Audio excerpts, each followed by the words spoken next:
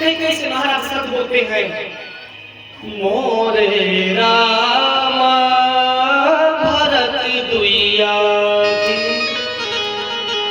सत्य कहूं करी शंकर सा। महारानी मेरे दोनों आंखों के दोनों तारे हैं राम और भरत, दोनों को मैं कभी अनहित नहीं चाहता, चाहे भरत हो चाहे राम। एक ही बात मोहाई दुख लागा, बर दूसर असमंजस लगा।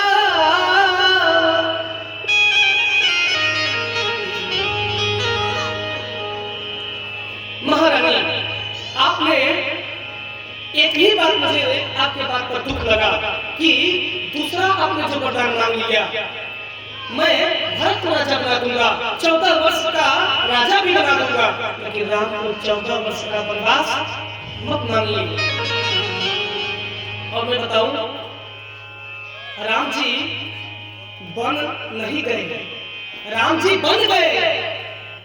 मतलब समझे, राम जी वनवास नहीं गए, वो जब बन गए ना तो राम जी पूरी तरह बन गए। वो बन क्या गए कि बन गए राम जी। जब तक वनवास नहीं गए थे तब तक राम जी मेरे बने नहीं थे, लेकिन जब वनवास गए तभी से मेरे राम जी बन गए। राम जी वनवास नहीं जाते तो बनते नहीं। ब्राह्मणों का, ऋषियों का, साधुओं का, माँ सेवी का, इन सबका प्रेम और दुलार मेरे राघव को नहीं मिलता, वैसे दिव्य संतों और ऋषियों का आशीर्वाद उनको दर्शन नहीं मिलता। इसलिए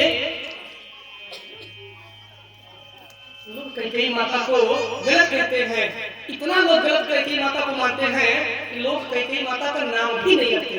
कोई रखता है क्या अपने पुत्र का कोई कैकेयी नाम रखेगा? बोलिए, मंथरा कोई रखेगा क्या? नहीं ना। सोचिए, आजकल राजन भैया सरकार, प्राणनाथ, आज के समाज में आप भी सुने होंगे, हमारे समाज में माताओं बहनों का नाम फूलमतिया, रंगबसिया, सुख देविया, फूलमतिया, तेतरी देवी, ये सब नाम है। नाम ऐसा रखिए कि यदि पुत्र भी बुलाए तो भगवान का नाम आए। मैं अपने माता पिता के चरणों में प्रणाम करता हूँ और ये धन्यवाद देता हूँ अपने माता पिता को कि जब मैं जानने योग्य लायक नहीं था तब उन्होंने मेरा नाम श्री राम रख दिया। ये मेरा सौभाग्य था। उस समय मैं अपने माता पिता को बताने वाला नहीं था कि मैं जानने लायक हूँ या नहीं, मेरा नाम क्या होना चाहिए। इसलिए आज ये बनारसवासी आप सभी से अपने राम रूपी दुपट्टा फैला करके भीख मांग रहा है। कथा सुनने का तभी लाभ मिलेगा। कथा में अपनी एक बुराई छोड़ करके जाइए। सब कथा जानता है, ऐसा नहीं कि जो मैं कथा कहूंगा वही आप लोग सुनेंगे। आप लोग कुछ नहीं जानते, ऐसा नहीं है। आप लोग तो वो जानते हैं जो हम नहीं जानते। लेकिन कहा गया है ना, हनुमान जी सब कुछ जानते थे लेकिन उन्हें जानना पड़ा। हनुमान जी सब जानते थे, बल बुद्धि विद्या के सागर सब जानते थे, जानना कुछ बाकी नहीं था, लेकिन उन्हें जानना पड़ा तब वो जाने। इसीलिए आप लोग परम विद्वान हैं, परम धर्मात्मा हैं, लेकिन जामवंत की तरह कोई आ करके खोद करके कोई जगाए तब आप लोग जगेंगे। बात ये है। इसीलिए संगत प्रथम भगवती, जय जय शिवरी माता को सारी बात राम जी बताए, आगे प्रसंग आएगा। इधर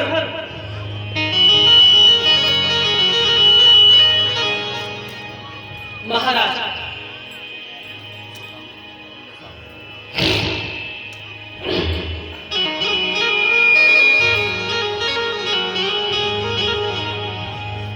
बड़ी प्रकार से कई बोलती है, महाराज अब तो वरदान मैं आपसे 2 ले चुकी हूँ, अब कुछ लेने को नहीं है। महाराज आप धर्मात्मा हैं, मैं तो जान गई कि आप कितना धर्म को मानते हैं, कौन से धर्मात्मा है।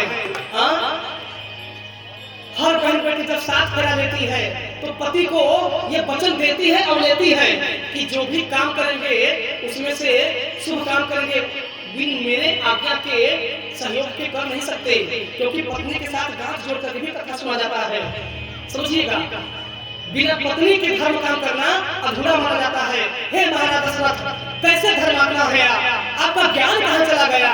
आप महारानी कौशल्या से सिर्फ प्रेम किए, हमसे एक बार भी नहीं बताए कि महारानी नृप युवराज राम कहूँ दिन कि मैं राम को राजा बनाऊंगा। महाराज कहाँ गया प्रेम? छोड़िए महाराज, मैं वो बात भी दिल पे नहीं ली। कई सब बात सब कह डालती है, लेकिन कह रही है फिर क्या कि महाराज आपने सब बात भी मैं छोड़ दी। सब बात कह डालती है, लेकिन कह के भी कहती है कि मैं छोड़ दी। इन सब बातों को भूल जाइए। महाराज हो प्राप्त मुनि भेष धरू जौन राम बन जाए। महाराज कान खोल के सुनिए, मोर मरण राउर अवदास दृप समझिए मन मांग। महाराज अब ध्यान से सुनिए, यदि राम वनवास जाएगा तो कैकेयी को कलंक लगेगा, लेकिन यदि राम वनवास नहीं जाएगा तो आपको कलंक लगेगा। लेकिन महाराज यहाँ समझिएगा, आपको घर के बाहर समाज में रहना है और मुझे घर के अंदर रहना है, मुझे मर्यादा में रहना है। आपको मर्यादा में रहते हुए भी घर के चौक के बाहर रहना है। इसीलिए महाराज मुझे अवजस लेने दीजिए। यदि आप पर अवजस लग जाएगा महाराज जी तो मोर मरण, आप पर मुझे अवजस लग जाएगा मैं सह लूंगी, लेकिन महाराज आप पर अवजस लग जाएगा तो सोचिए। दशरथ जी घुटने पर गिर गए, घुटने पर हो गए, सर पे हाथ रख लिए दशरथ जी। हे विधाता, यह कैसा समय विचित्र आ गया, कैसे मैं इस नागन के चक्कर में पड़ गया। दशरथ जी अपने पत्नी धर्म पत्नी को बहुत बात कहते हैं।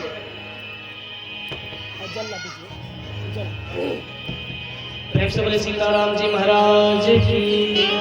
महाराज यदि आप चाहते हैं कि कैकेयी जिंदा रहे तो राम को वनवास भेजिए। यदि चाहते हैं कि मेरा मरा हुआ मुंह देखे तो राम को बैठाइए, भरत को वनवास दे दीजिए या भरत राजा मत बनाइए। लेकिन महाराज किसी एक को धरती छोड़ के जाना पड़ेगा, या तो आपको या तो मुझे। दो में से कोई एक ही रह सकता है, या तो कैकेयी रहेगी क्योंकि दशरथ नहीं, यदि दशरथ रहेंगे तो कैकेयी नहीं। या तो मैं मरूंगी या तो मैं आपको खत्म करूंगी। महाराज अब आप शपथ दे दिए हैं, अब बताइए आप क्या करते हैं?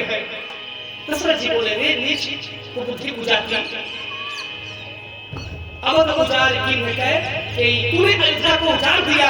रे कैकेयी, तू जैसा नीच नारी भगवान किसी के वंश में ना दे।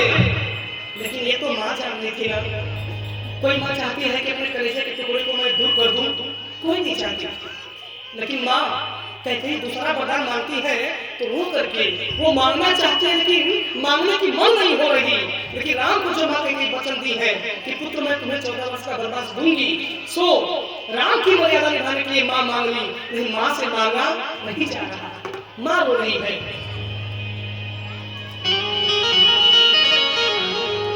तोर कलंक मोर पछतावा, मानव न मिटई जाए अकाऊ। कैकेयी तूने आज क्या मांग लिया, क्या कर दिया? महाराज दशरथ समझ गए, सहम गए, टूट गए और गिर गए धरती पर।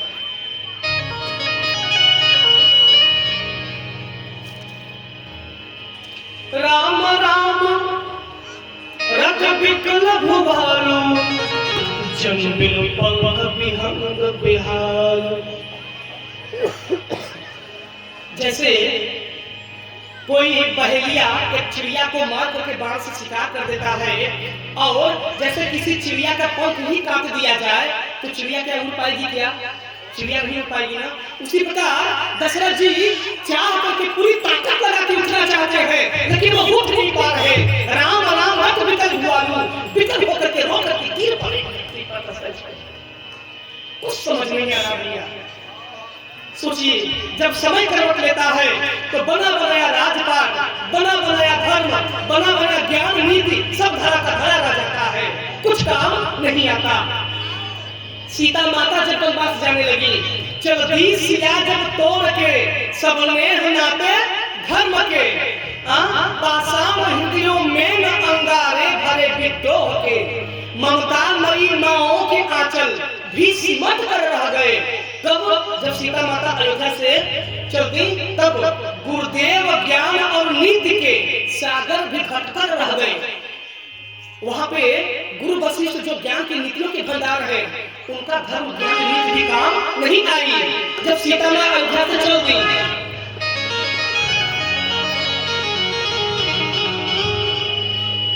उसी प्रकार प्रेम से बोले सीताराम जी महाराज की।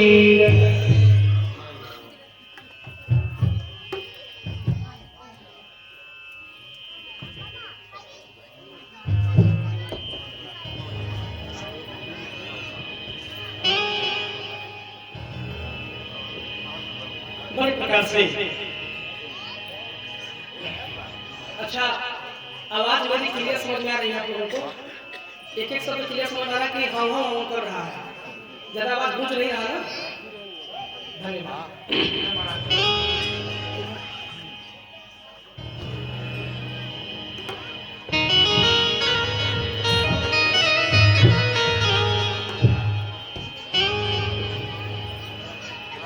नए मेहमान आए हैं, बात ताली हो जाए। राधे राधे।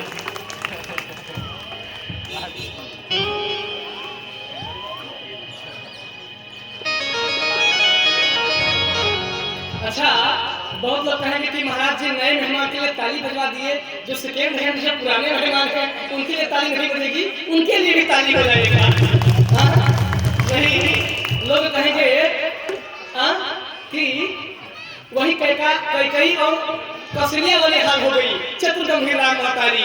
कोई कहेगा कि महाराज किसी का बड़ाई कर रहे हैं, किसी का बुराई कर रहे हैं, इसलिए सब एक बार आप सब लोग अपने लिए ताली बजा दीजिए।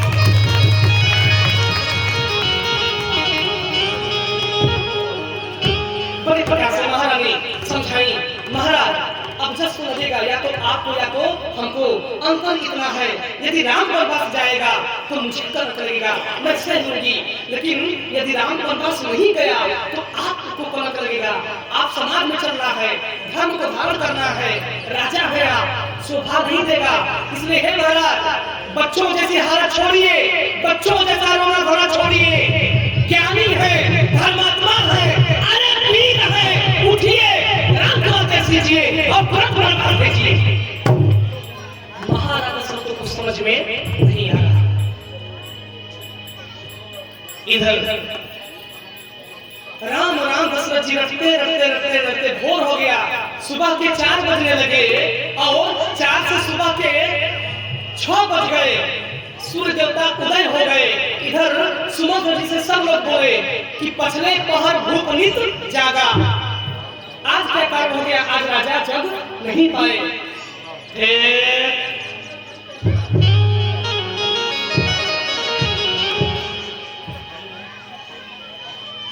जाओ सुमंत्र जगाओ, जाइए। हे सुमंत्र जी आप जा करके तनिक महाराज जी को जगाइए, बात क्या है?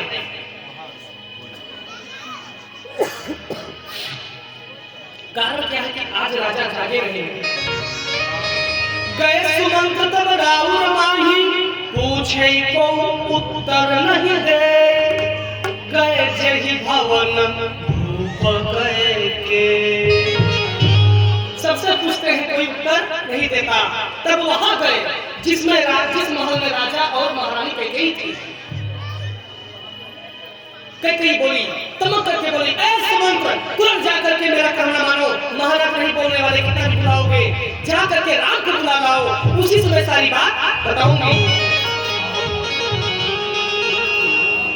अब तो समय कितना हो गया महाराज जी? 5:30। प्रसंग बहुत लंबा है, समय बड़ा कम है। राधे राधे। प्रसंग बहुत लंबा है, मैं सोच रहा हूँ कि केवट गंगा पार करा दे राम जी को, लेकिन अब 5:30 यही बच गया।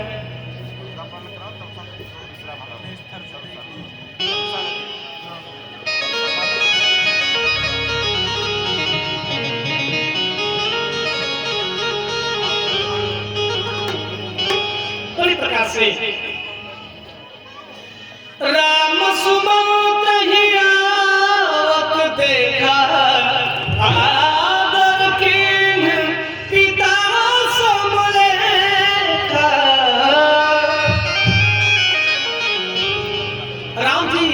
सुमंत्र जी को आते जब देखे तो अपने जैसे पिता को आदर देते हैं वैसे सुमंत्र जी को आदर दिए। बड़े प्रकार से सुमंत्र जी ने सारी बात बताई। राम जैसे ही सुने कि पिताजी मूर्छित होकर गिर पड़े हैं, लगा राम जी कोई संकट आ गया। दौड़े दौड़े माता कैकेयी के भवन में गए।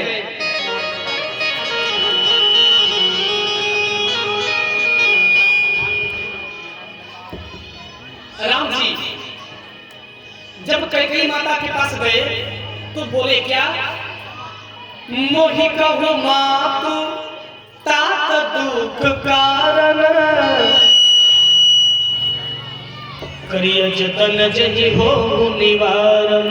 बंद करिए ना, बंद है, सब बंद है। जब अच्छा काम होता है तब कोई न कोई कभी साउंड सीटी देने लगेगा, तो कभी कुछ होने लगेगा, कभी कुछ होने लगेगा। राधे राधे, ये भी होना जरूरी है। इधर मोहि कहु मात तात दुख कारण। अच्छा, माता किसे कहा जाता है और जननी किसे कहा जाता है?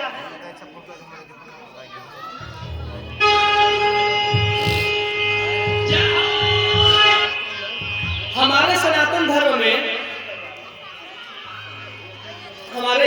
सनातन धर्म में दूसरे बहन बेटियों को हम लोग माता कहते हैं। क्या माता जी, बहन जी यही ना कहते हैं?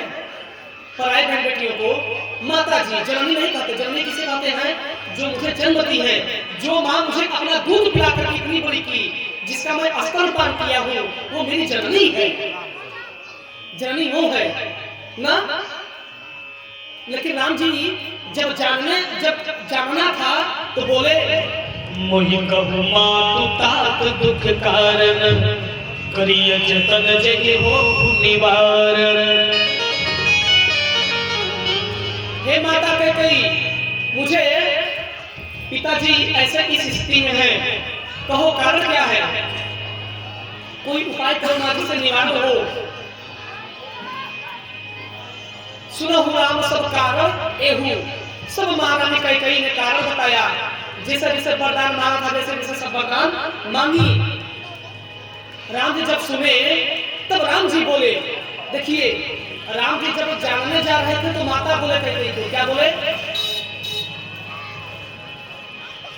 सबका ध्यान मोटरसाइकिल पर है। बेचारा मोटरसाइकिल से एक आदमी क्या जा रहा, सबके सब ताकने लगे इधर। हे भगवान, खैर जिसकी नहीं भावना वैसे हमने किया। राधे राधे। क्या कर रहा नहीं जाता, बोल देता हूँ। मीठा बोलने वाला कथा वाचक को ढूंढ नहीं कि मीठा मीठा बोलो।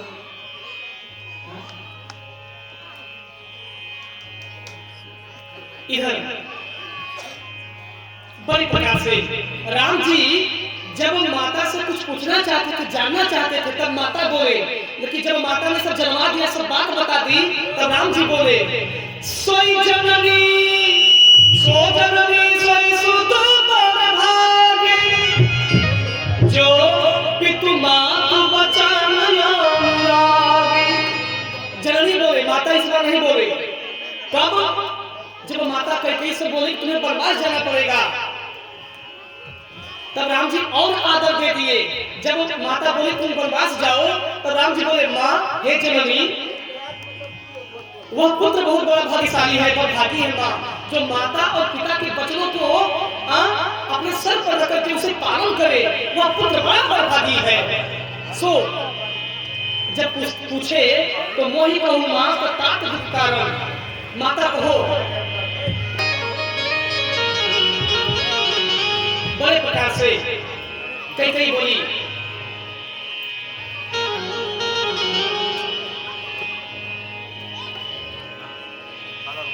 तब तक गई मूर्छा भूपति, तब नृप फिर करवत लीन,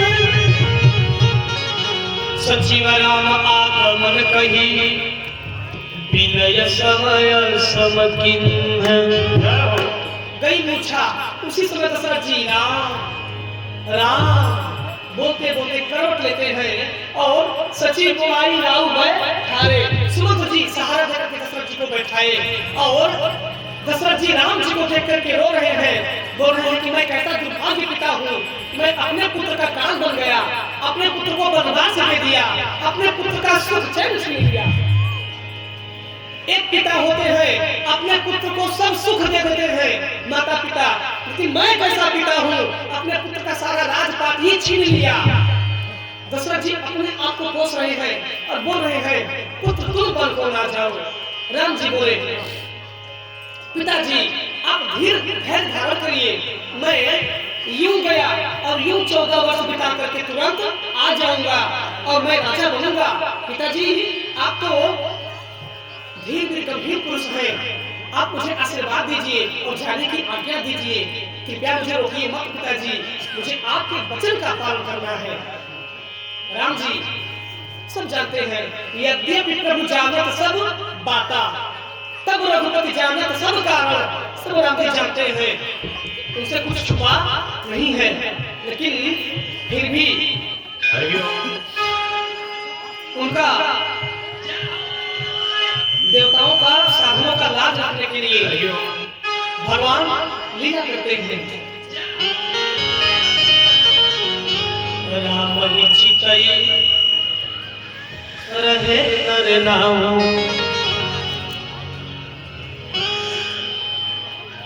दशरथ जी कहते हैं यह पापनी बूझे का प्रेम, हे राम इस पापनी को कुछ सोचता बुझता नहीं है, इस नीच के मन में जो आया वो मान ली, लेकिन क्या राम तुम भी इसके जैसा मूर्ख हो गए। राम जी बोले नहीं पिताश्री, वह पुत्र धन्य है जो माता पिता के वचनों का पालन करे और